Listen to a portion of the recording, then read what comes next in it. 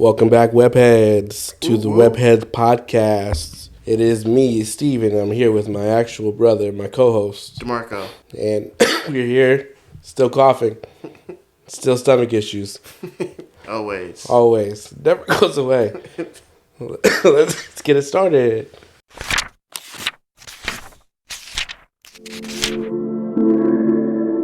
Hello.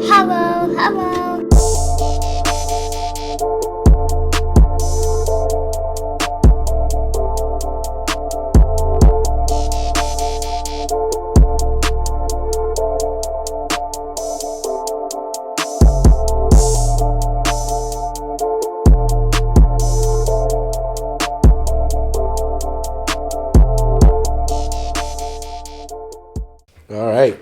So what have you been up to? Been playing a lot of video games. Mm-hmm. Have you finished Pokemon yet? No, but taking my time, like exploring and doing stuff. I just finished the. Well, actually, I got the last. I fought the last Titan. I did him in a weird order, but now I went to the lab to. Well, spoiler alert! I went to the lab and I'm supposed to fight Arvin now. Mm-hmm. That dude whooped my ass. Oh yeah, no! Don't do that until like you're close. Like till you beat the Pokemon League, the Team Star stuff. Don't fight him. That was the first battle I've lost. And I mean, don't get me wrong. I put up a fight. Like my Pokemon were like putting in work, but I think he only had one Pokemon left, and I had one left.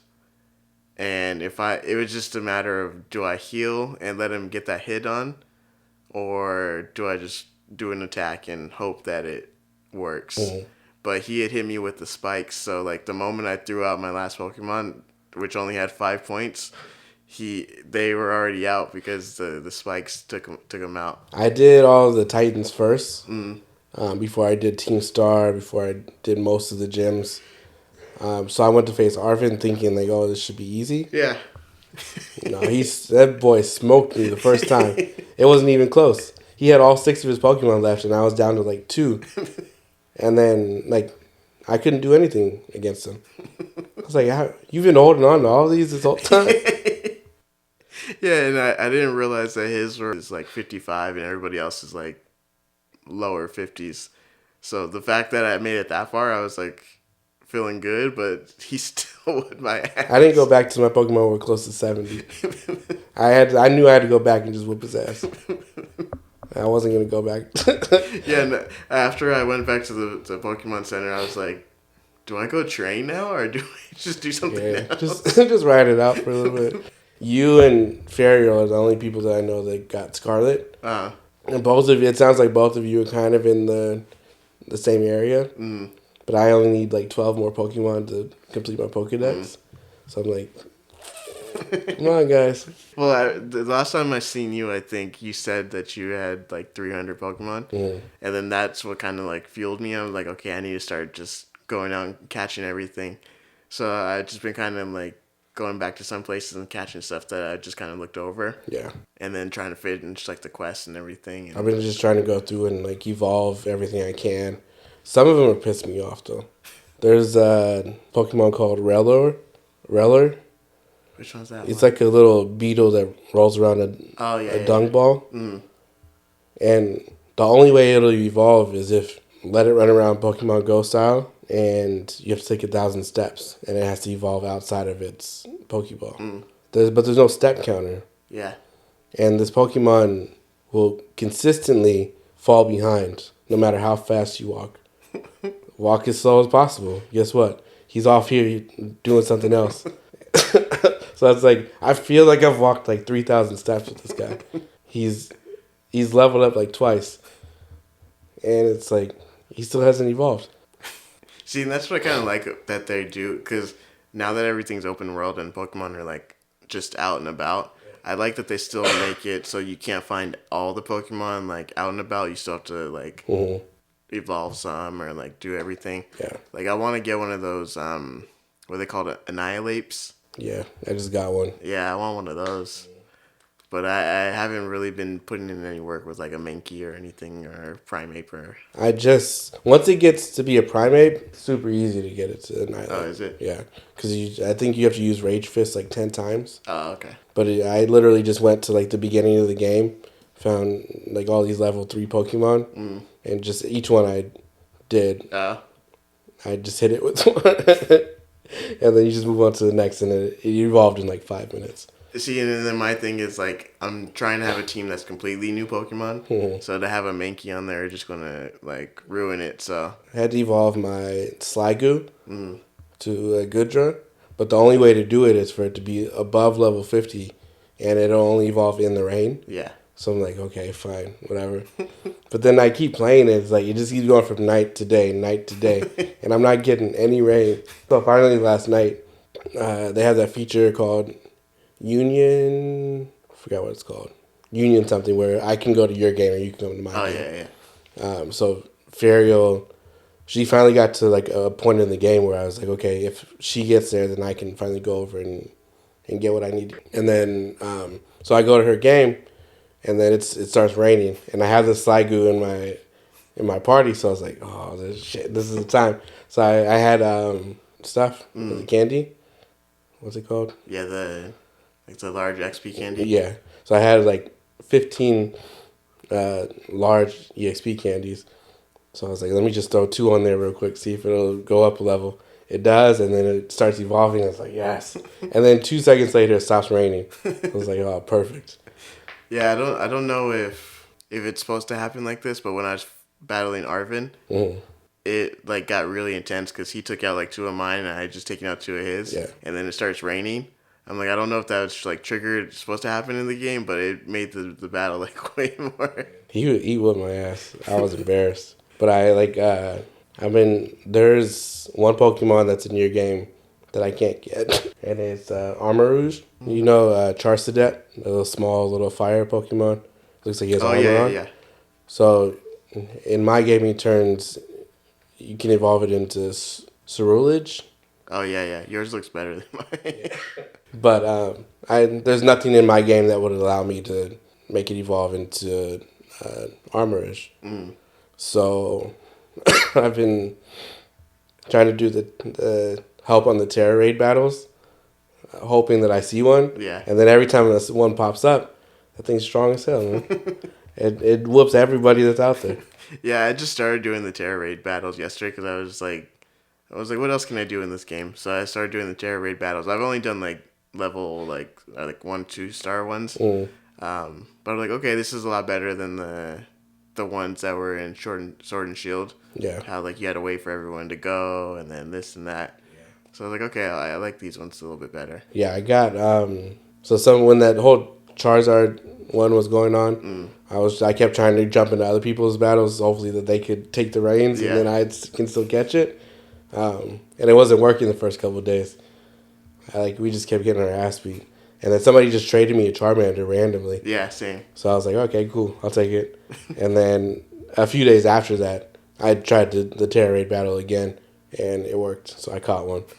Now I just keep that. It's him. It's usually just him and Ditto in my party. And that's it. It's just the 2 of them. We don't do anything but just ride through and beat people's ass. They did the Cinderace one last weekend. I tried to jump in on those ones. Nah, nobody could beat that guy.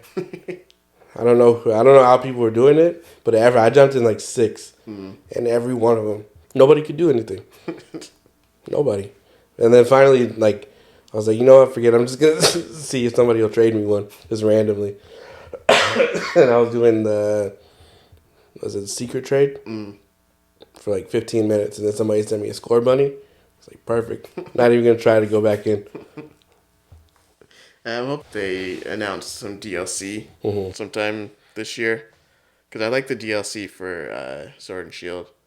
So hopefully they'll do some more for this one. Oh, that's what I forgot. My Pokemon collection, my cards. Finally got those last 2. Which ones did you need again? Glastrier and Spectrier. Oh, they have cards now? Nice. Yeah. So I got, until these new Violet and Scarlet ones come out in a couple months, got them all. I finally did it. I did it. 898 different Pokemon. That's it? Mm-hmm. I thought there was more by this point. With these new ones, there is. Oh. Now we're over probably close to 1,000. And that has been the Webheads podcast on Pokemon. What do we got coming out this week? I don't know if anybody's reading Alien or saw the movies and wants to read them, but Alien number 5 is out there. Avengers Forever number 13. That's part of. Yeah. That's what yours is leading to. That you're reading. Avengers 2, Wonder Man and Beast, Marvel Tales number 1. Don't ask me what that's about. Dark Web tie-in, X-Men number 3. Those have been pretty good. Just a little, I don't know if you remember in Inferno how Madeline just kind of like had Havoc running around like a nutso. Mm-hmm. And just like doing it. I'll do anything for Madeline. He's like, she's really working him again right now in this Dark Web series, and he's just giving in.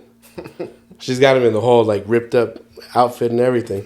That thing's barely covering anything on that guy. And he's got muscles. Deadly Neighborhood Spider-Man number 4. I gotta be honest, I stopped at number 2. The artwork is good, but the story is just... Yeah, I haven't... After it came out, I just kind of was like, oh, wait till it comes out on the app. Yeah. Deadpool number 3. Stopped at number 1 on that one. It's not anything new, really. Deadpool's going to be Deadpool. Hulk number 11. Immortal X-Men number 10. Invincible Iron Man number 2. That first one was pretty good. Namor the Submariner, Conquered Shores. That series has been... This is number 4. It's coming out this week. That one's been pretty good. The Skrulls came and attacked Earth, like demolishing like everything. And the Avengers went up into space to go fight them, leaving Earth unprotected. And now like everything is sinking into the water. And Atlantis has pretty much come to kind of rule everything. So now normal people are living underwater and stuff like that. In like these air tanks, but still. And Namor's no longer king. So he's too tired, he's too old. But he's going around trying to save like the rest of the Earth dwellers that are kind of still living above ground. So right now he's going around with like Luke Cage, trying to help people. It's pretty good. It's like a little end of the world kind of thing. Peter Parker and Miles Morales, Spider-Man, Double Trouble number 3. I haven't read it. It looks every cover I've seen for it looks like kind of like kiddish. Oh, okay. So I think it might be like a little like younger reader. Punisher number 9, Spider-Man: The Lost Hunt number 3. I'm giving this one another shot on this 3rd issue. The first 2 haven't exactly loved them, so I'm giving it another shot on number 3. Star Wars Bounty Hunters number 30. Star Wars Han Solo and Chewbacca number 9. I'm just never going to catch up on those. No. I've already given myself the go ahead to just like give up trying to read them. Strange number 10. Venom number 15. And I believe this Venom and the 14 and 15 on Venom, and I think 16 are all tie-ins for Dark Web. I want to know what's going on with that, because I've read some Venom stuff recently, and I know his son is Eddie Brock's son is Venom now. Yeah. So I want to know what's going on, why he's working with. Yeah, read it. It's good. Yeah, that Dark Web number 1 that I told you about. I believe they bring him in there to kind of explain what's going on, but it gets good. So if you do read the Dark Web stuff whenever, either now or when it comes on the Marvel Unlimited app, make sure you read the Venom tie-in. Okay. Because it'll go further into it. Wakanda number 4, I stopped that one after number 1, and Wasp number 1. It has the same kind of covers as those Ant-Man ones that came out last year, where they were traveling back into time and forward in time. So I'm not sure. This is supposed to be a separate story, but this is also, I believe, the 60th anniversary of the Wasp as well this year. So It's supposed to be a nice little quick series. I still got to read those Ant-Man ones. They were good. I think they're on the app now, so. Yeah, they should be. I think it ended a couple months ago. And that's that. All right, thanks, guys. All right, so today we got a little story called Armor Wars 2. If you guys remember, what are we on? Episode 68, 67? One of those two. Back on episode 49, we did the original Armor Wars story. Mm-hmm. And that was in July last year, I think. Yeah, I remember doing that one. Yeah, and that was issues 225 to 232 of Iron Man. And we're on the same Iron Man run right now. And today we're going through issues 258 through 266. So it's about 2 years between the stories, give or take. And this story has absolutely nothing to do with the first one. Like, not at all. And in this story, I'm not going to get into it in any of this stuff, but there's a whole subplot behind the main event here that has nothing. It doesn't get concluded in any of the stories, so I didn't write anything about it. But it's a whole Mandarin backstory, and Fing Fang Foom shows up. But it has nothing to do with any of this. And I wish they would tell you that stuff. Yeah. Because it's like, the first couple issues that I read, I was writing notes on it, thinking that it had something to do with all this. And it makes it even worse because the subplot starts at the same time as the Armor Wars stuff. So I was like, what the hell, guys? Let's get to it. We started at 258. Tony's putting the finishing touches on Stark Enterprises' newest training center. Think of something like the X-Men's Danger Room. He's building one for himself. And he has his BFF, James Rhodes, a.k.a. Rhodey, tested out by battling two Iron Mans in a virtual suit. Rhodey takes out one of them, and he's having trouble with the second one. But he also isn't sure that one of the Iron Mans isn't his actual boss, Tony. So while he examines the one that he beat up, the other one digs underground, comes up with 20 tons of rock in his hand, and then drops it on Rhodey's head and ends the fight.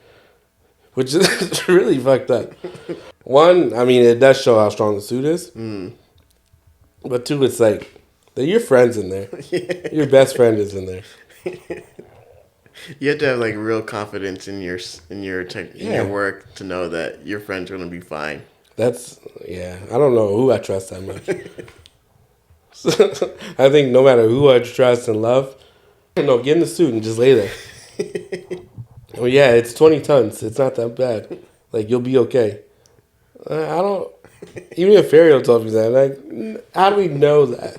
Like, where's the studies? Can we start at like 1 ton? And the other thing is 1,000 pounds? Yeah, the other thing too is that, like, he's fighting a virtual Iron Man here with the same suit. Put the virtual in there. Why you got to test this on me? So, when he exits the room, is when Rhodey finds out that one of the suits was a remote-controlled armor, and Tony was in the other one. Surprisingly, Rhodey beat the actual Iron Man, and got his ass beat by the remote-controlled version.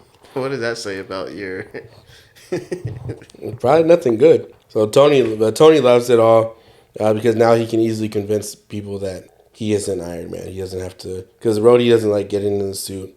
And so now he can easily bring out an Iron Man to stand right next to him. He doesn't have to play the whole, no, I'm not Iron Man. No one said you were. You really think I would be in a suit made of armor? Why would I ever do that? We know it's not you. I know I have a lot of money, but I would still not be in a suit of armor. Just because you've never seen me and him in the same room at the same time. You know, the more you keep talking, the more I keep thinking you're Iron Man. So, after all that, they go get cleaned up.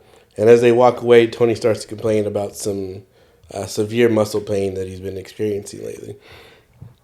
Miles away from where they're at, there's this guy named Kearson Dewitt, and he's grinning ear to ear because of the success of his grand scheme against Mr. Stark, which we don't find out about until later. Can't wait to find out. So a little while later, Tony receives a call from his receptionist, Mrs. Arbogast, and she tells him there's an emergency at, they call it Nuke U, but that's the Stark Enterprises nuclear research facility. So he gets in his Iron Man suit, he takes off. When he gets there, all of his employees are running for their lives. He makes his way in, and all he sees are like these small finger-sized lasers cutting through steel beams that eventually fall on top of him. He makes his way out, but as he moves across the rooms, as he gets out of the room, lasers keep cutting new pieces of steel, and they keep dropping down from the ceiling.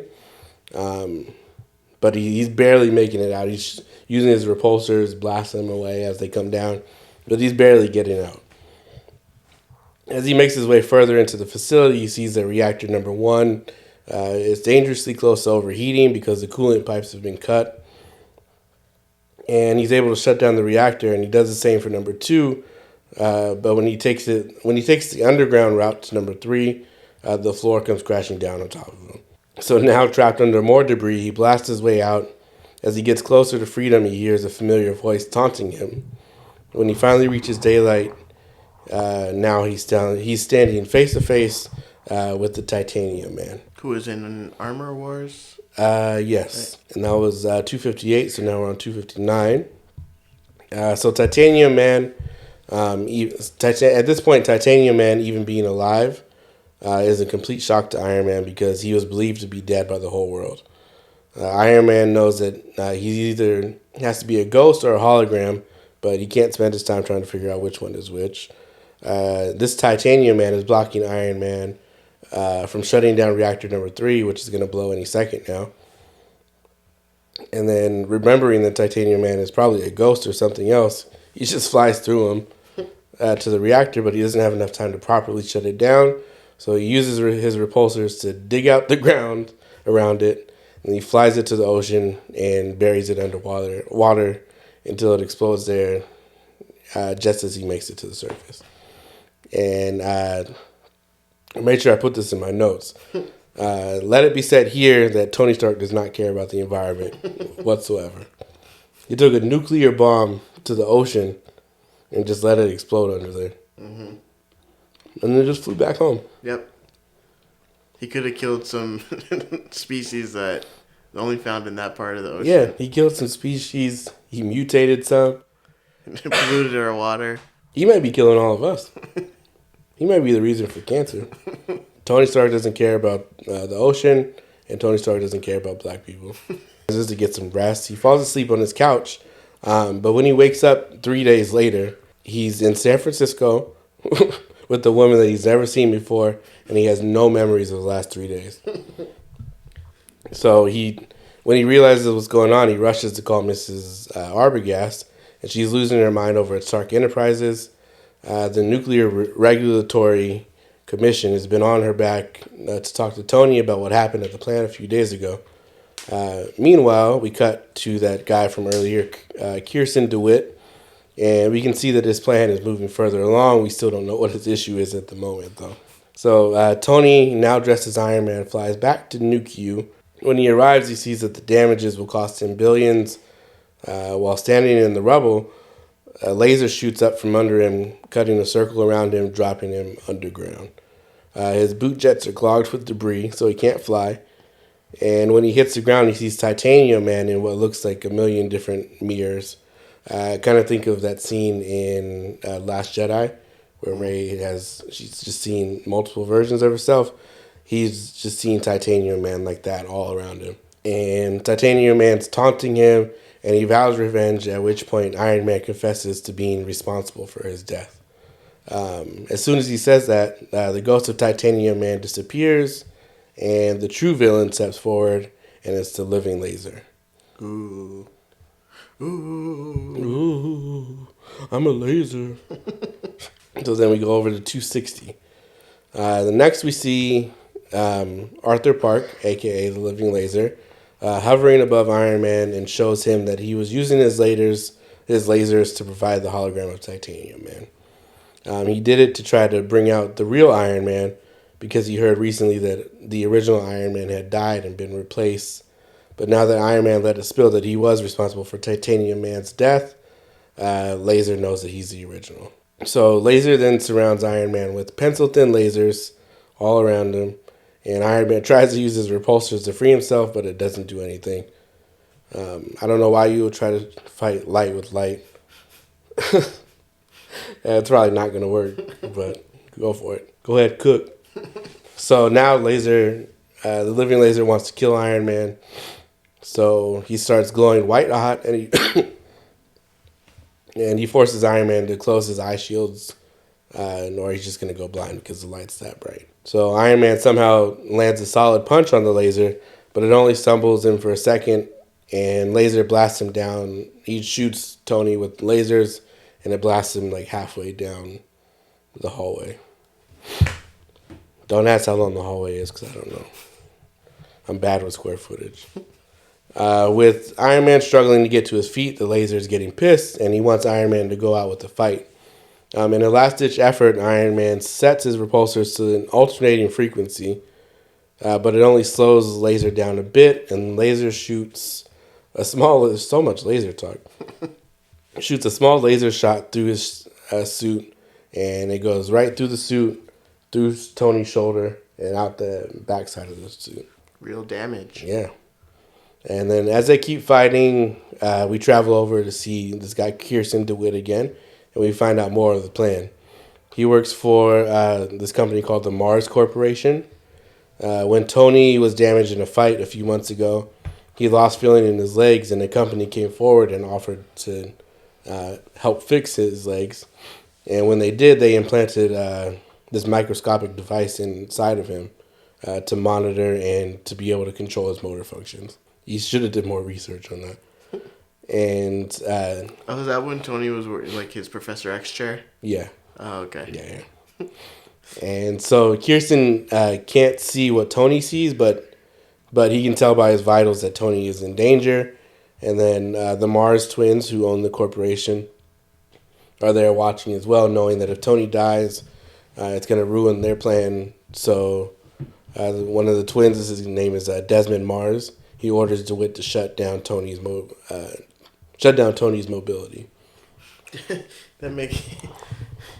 So if he dies, something's going on, and if he dies, our plans are ruined. So let's make it so he can't move.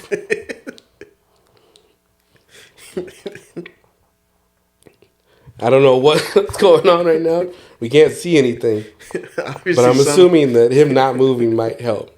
Obviously, his vitals are going crazy right now. He's in danger. Yeah. But let's make him immobile so he can't protect himself. So he tells him, hey, cut off that mobility. Just let him fall where he's at. So just then, the Living Laser is powering up to send one last shot to end Iron Man, and then Iron Man just falls to the ground lifeless. And the Laser gets pissed off. He doesn't want to beat Iron Man this way, so he shoots out a huge blast of light and disappears. After it's all over, Stark Enterprises EMTs come out and retrieve Iron Man. And they try to check for signs of life and or breathing. They don't get anything, and they believe him to be dead. Oh, no. So then we go over to 261. The table is broken. The table. Every time I know that sound isn't associated with what I think it is, but every time I hear somebody say that, I always think, you remember years ago where the girl was dancing on her table, and then she takes one step back too far and the table flips, oh, yeah. and she falls down hella hard. Peak YouTube right there. Peak YouTube. The way that video is being shared across the internet. The girl was a hero. Yeah.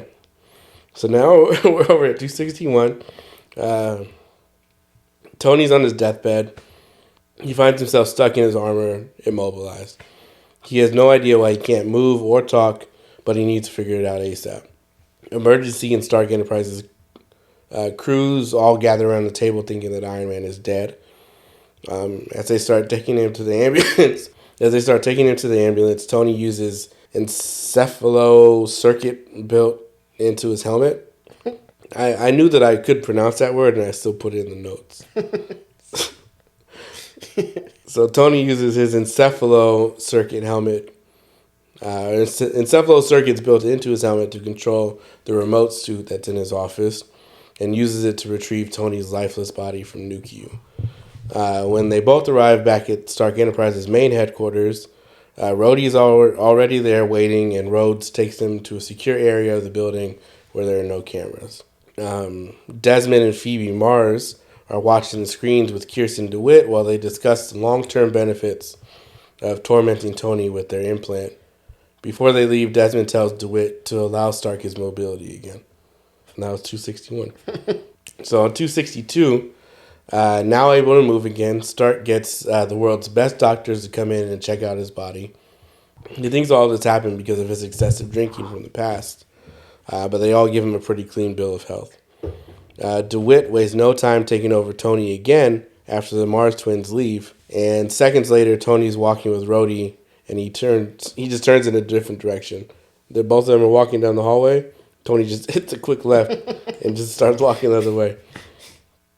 So Rhodey starts to follow his BFF from far behind, and as he follows him, he realizes that none of the security guards are on duty, except for one, and he's around because he was paid $1 million by the Mars Corporation to allow them access to the cameras. So Rhodey finds this out. He beats the shit out of the security guard, and then he handcuffs him to a pole, and then knocks down the camera that the Mars Corporation installed. So instead of giving them remote access to their cameras, they had this man install another camera that would face all of the security camera footage. You guys had $1 million to give away.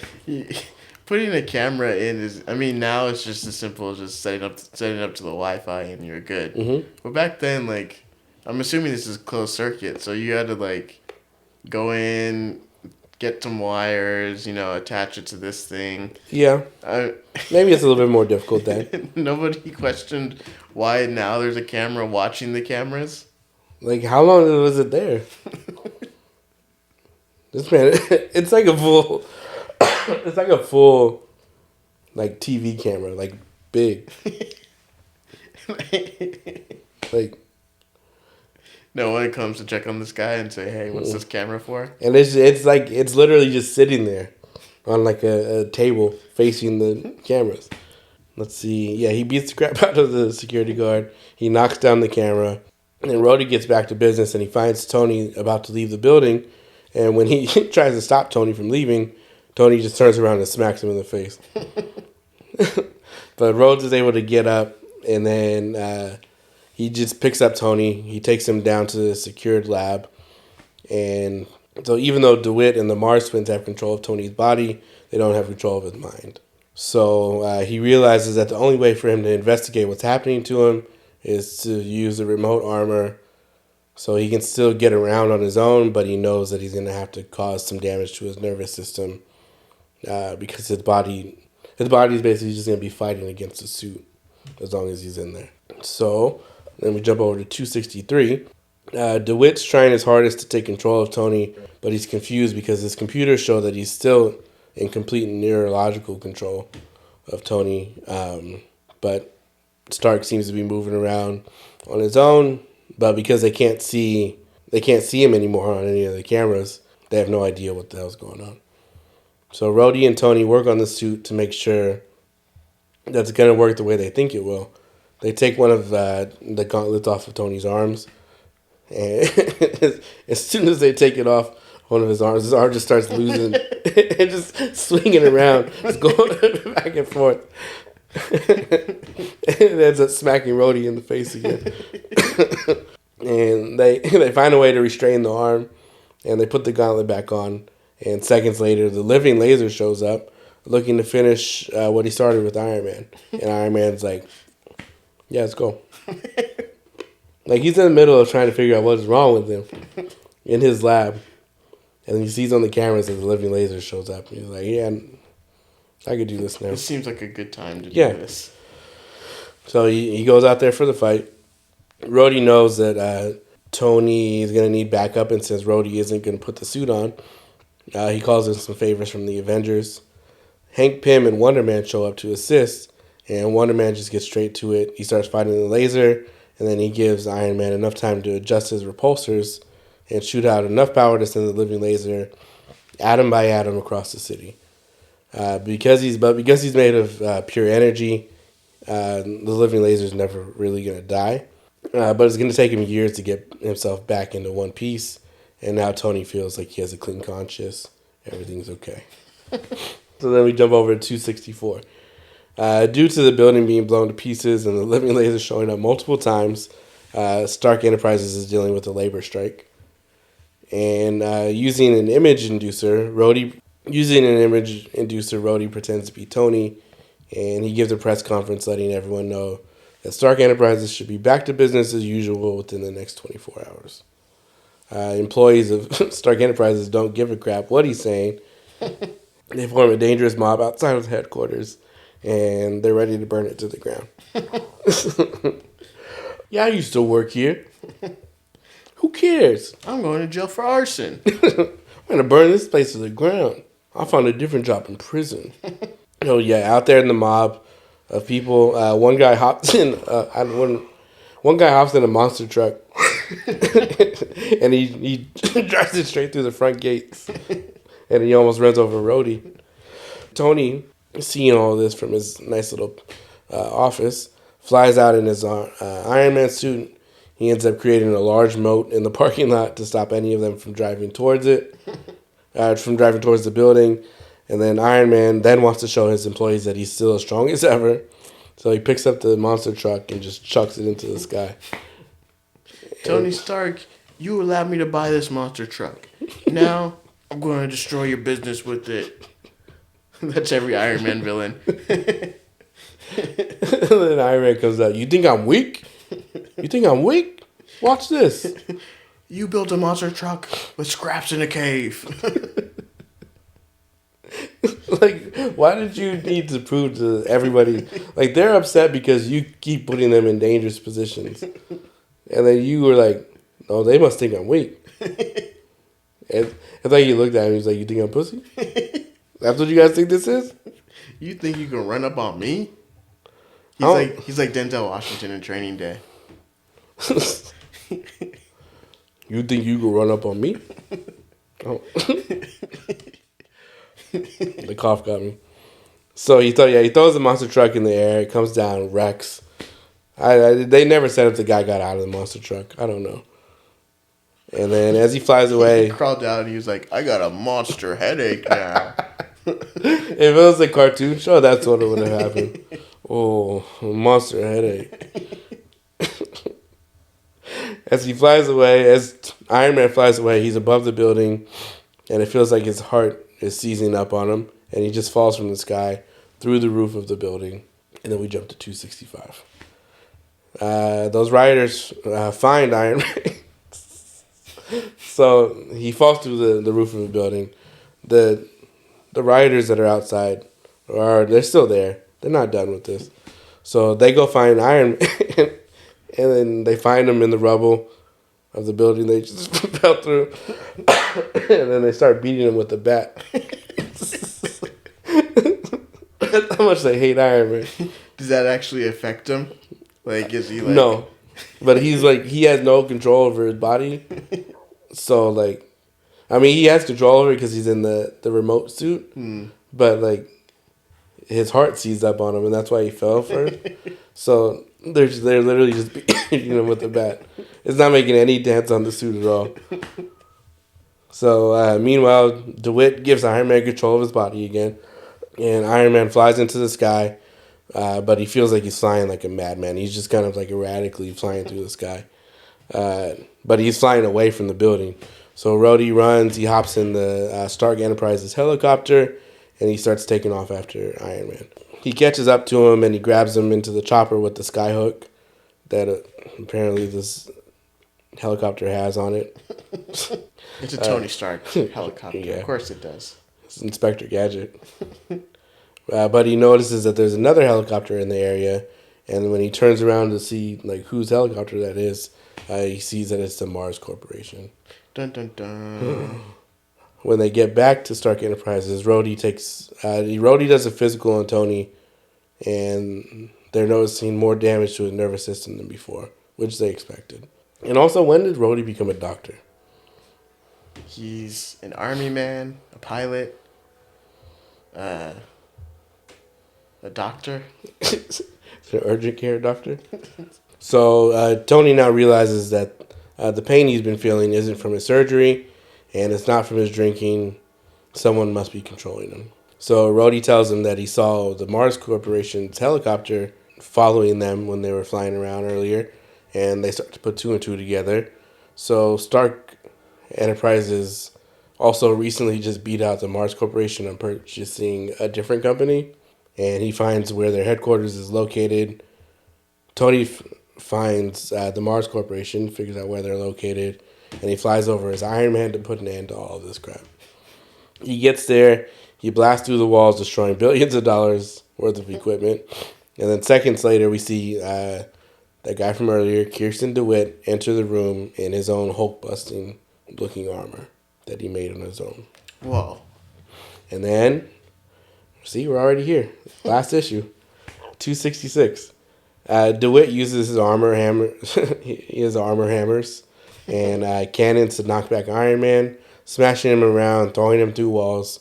DeWitt is pissed off and wants revenge on Iron Man for completely unknown reasons.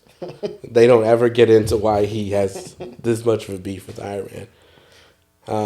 Iron Man gets his turn in the sunlight and tackles DeWitt through the wall towards outside. They fight back and forth. DeWitt finally gets the upper hand with his armor cannons. And to even the fight, Iron Man gets back up again, and this time in the form of...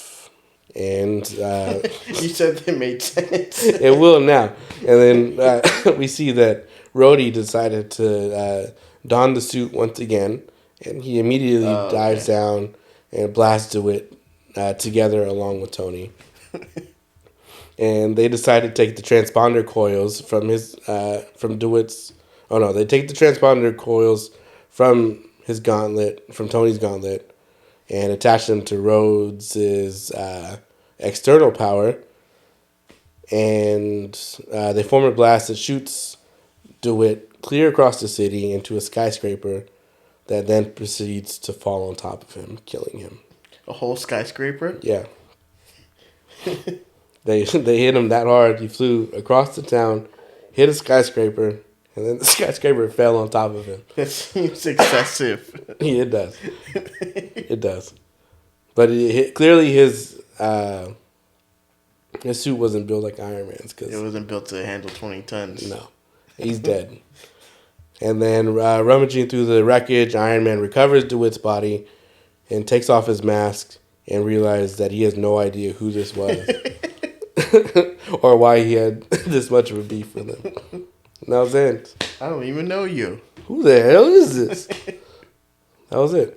I'm honestly surprised I made it through. That was it. That was Armor Wars 2. He fought a guy. He didn't really fight. He fought the living laser. There wasn't really any wars or No. barely any armor. Mm-mm. He wore the same suit the whole time, right? Yeah. It was no armor war here. At least in the first one, he had like a stealth suit and his regular suit. And he was fighting people that were using his technology against him. This one, it was just like one guy built a suit on his own. It shows up in the last issue. It's like, I'm here to kill you. And then on top of that, Tony didn't even know who he was. Yeah. Or what his beef was. I was looking it up, and I saw that John Romita Jr. is the penciler. Yeah. And I was like, I guess this is okay. Yeah, it's not bad. It's not bad.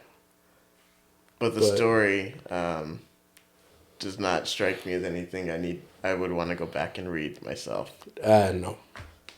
I'm giving it I said forget about it, cuz. Yes. for sure. I said forget about it, One of cuz. those for my brother here, because it was just that was 8 issues. We spent less time talking about this than we did yours last week, and your story had no story. I just went through 8 issues. Yeah, And this seemed, again, if this was, reading something when it came out, one issue a month or twice a month, whatever the release schedule was, maybe, I feel like this actually would have been very disappointing. And yeah, to, like, you're spending 8 months, if they're doing once a month, 8 months reading this whole story just to find out the guy, we don't know who the hell he is. yeah. I can only hope that like they spent some of the next issues, like even though it's not a part of the event, because every cover had the title Armor Wars 2 across it, and then the issue after 266 doesn't have that anymore. So I would only hope that maybe they dive into it a little bit more over those stories. And also, too, like, I thought about this a while ago. Like, where the first Armor Wars was 225 to 232, I think. This one's 255 or 258 to 266. Like, I don't know about anybody else, but if a comic book is that far into the story, I'm not jumping in. True. So if if you're 266 in already, like, is it disappointing? Yeah, but Unless, like, yeah, the only people I could see is, like, if you, were reading Iron Man before and then you like the first Armor Wars and then you stop reading and then you saw there's Armor Wars 2 and you're like, Yeah. yeah, let's go, let's jump back in. that could be it. But, yeah, overall, not touching this. No, Honestly, to be quite honest with you, I didn't like the first one either. the first one was okay. It wasn't a great story, but it wasn't this bad. Yeah. Yeah, I'm not going back. And there you have it, folks. There you have it. Our decision is final. Shut No it going down. back. We've already pushed the buttons. You guys can read it. You can read it. You can tell us. Would you forget about it, Kat? Tell me I'm wrong. I Or dare would you. you blow up a house? Dad, I would love for one of you to tell me that you think I'm wrong, that this was a good story. I've seen some people say that it's not a good idea for you to, like, if you're getting into comics, to read, just start with events. I've seen some people say that it's not a good idea. I can understand that. I mean, because events usually are the accumulation of, the previous story. So, like, it wouldn't make sense for you to jump into, I don't know. I mean, I guess I was going to say Spider-Geddon or wouldn't be a good spot. But that's kind of like an okay spot to jump into. I mean, Yeah, I mean, I kind of get it too, because, like, I'm reading. I wanted to read Secret Wars, the 2015 one, but then everything I see says, like, yeah, you could just read the standalone Secret Wars and you'll be fine. But it's like, if you have the ability to, you probably want to go back and read, like, yeah. some of the lead up stuff. So they had me reading Jonathan Hickman's Fantastic Four from 2012, and then his Avengers run after that. So the Secret Wars is a start for 2015, and I'm reading stuff in 2012. So you got a whole 3 years of... Yeah, and the list isn't short, No. but The Avengers issues alone, I know, are long. yeah, I think it's like 40 Avengers issues before I even get to Secret Wars. Yeah. So, and do I, like, I was reading it to kind of eventually prep myself for the movie when it comes out in a few years. Do I think they're going to fit 3 years of comic book stories into that? No. But I just like seeing, like, it's like when you read Harry Potter and then you see the movies, it's like... Yeah. Yeah, I mean, and that's what it's all about. It's like, at this point, I never go into a movie thinking, I read the story prior, so I know what's going to happen. Yeah. I go in thinking, I wonder what parts of that story they're going to use to like move this plot. You know, Yeah. like there's always just like not small details, but like there's pieces of it that they take from the books to make it fit in what we've already gotten or like how they want it to work. Yeah. So it's yeah, I agree. Sometimes it's not the best place to start with an event. But I mean, it's really up to the reader, right? Like, if you're reading the event and then you're like, oh, what does this mean? Or like, what are they talking about here? Yeah, then you can go back and, try to figure out what's going on and this and that. But I feel like for some people, it might be a good place to start because it's just like after the event, it's usually when it starts at like ground zero again. Yeah. And then you can kind of like get back into it. And because I think I started with X-Men versus Avengers, or Avengers versus X-Men. That was the first like books I bought, and that was an event.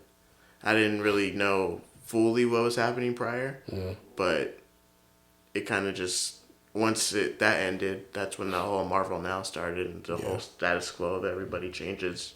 So it allowed me to kind of jump in. Yeah. On a separate topic, so Secret Wars, then Fantastic Four, and then, or is it Kang Dynasty, Fantastic Four, and then Secret Wars? Let's see. So it goes Deadpool, Fantastic Four, King Dynasty, and then Secret Wars. Okay. I know that they said that they're casting for Fantastic Four right now, right? I think they're looking into some people. And that movie's supposed to come out in 2025. Do you think that... I can only imagine that they'll cast within, like, the next... we're in January now. I'd say by August they have people casted, right? Maybe by the end of the year. I would say summer. Okay, I'd summer. say, yeah, summer.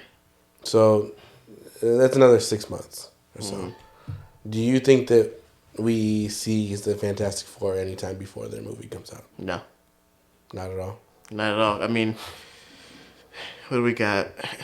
What do we got this year? Ant-Man? Ant-Man, February 17th. Guardians, May 5th. The Marvels, July 28th. Captain... Oh, and that's this year. And then Captain America comes out next year. You notice they never put the shows on those lists of like what's coming out timeline-wise? Yeah. I mean, this list is specifically... I clicked on films. So, there's a whole section for TV. But, yeah, I don't think there's anywhere really that they can fit into. I mean, unless they're not going to show up in Ant-Man because the movie's already been filmed. Why would they show up in Guardians? It wouldn't make sense. The Marvels, I don't see them showing up anywhere in there that would make sense. I don't think they'll show up in the Marvels, but I think something that happens in the Marvels will probably have something to do with the Fantastic Four coming to life. Yeah. And then after that, those would be the last films we get in 2023. 2024, we would have, our first movie would be Captain America New World Order in May. And then Thunderbolts in July. And then Blade.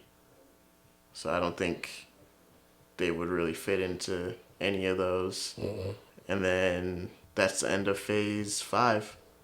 Phase 6 would be Deadpool 3, then the Fantastic Four. It seems so far away, but... I think it feels so far away, but, like, I don't know. We're getting stuff in between, and, like, I'm fine with them taking their time. And yeah, it's going to fly by, too, though. Yeah. I mean, 2023, I feel like we're going to start getting our first news on the movies coming out next year. I mean, that's only next year that we're going to get these movies. So we're going to start getting Captain America news, I'd say, May. I would think, a year away. Yeah. Is, like, no time, really. Yeah. I don't want any news. Don't show me shit. Don't tell me nothing. Thunderbolts will probably get some news. I think this upcoming Comic-Con is going to be pretty... Yeah. Packed with some good stuff, hopefully. When's D23 usually? Is that before or after Comic-Con? Typically it's in, like, July. June or July or something, but it's like every 2 years. Oh. I don't know. When COVID hit, they were supposed to do it 2020, and then they didn't do it that year.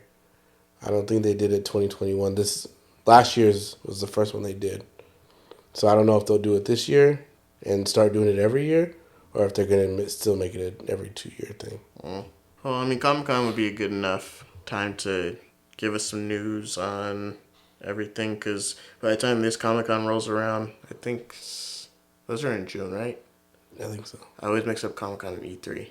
But by that point, the Marvels should either be out or about to come out, and then that'll just give us some Captain America news, hopefully, Thunderbolts, and hopefully Blade, Yeah. and what's going on with that side of the universe. The main Marvel thing I'm looking forward to this year, Spider-Man 2, the game. Oh yeah, I'm trying to wait to see if they release like a new version of a PS5. Maybe it's hopefully a smaller one. That shit's huge. It's ridiculous. It's huge. And it's kind of heavy. Yeah, and if they do, then I'll get one. Yeah. Because I want to play that game so bad. Yeah. I saw something online where they were talking about it the other day, and I was like, I don't care what you guys are saying. Just put out the pre-order so I can put my card information in and get this shit cracking. Yeah, fall this year. That's really all I want to. That's all I want a PS5 for, just to play that and Wolverine. Yeah, and yeah, like those are the only games I want to play. Before I got my PS5, the 3 games that I was like, I need to have a PS5 before these games come out was Spider-Man 2, Wolverine, and NCAA football, or whatever they're calling it. Because I guess they're getting easier to like find now. Mm-hmm. So I think it was like right before Christmas. I was just like online, and I think maybe on Twitter or something. They were like, "Oh, PS5's in stock at Walmart." Mm. So I went and like I was able to put it in the cart. Yeah, the stock's everywhere. I put it in my card information. Mm. I was like, no, I don't need it. But I want to, if I do get one, I want to get, because I don't like the controller layout. I don't like having the sticks on there.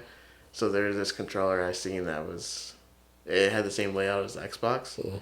I was like, if I had this controller, I would play so many games on the PS5, like no issue. But the controller was like $200. Damn. So I was like, fuck. Yeah, I'm PlayStation all the way.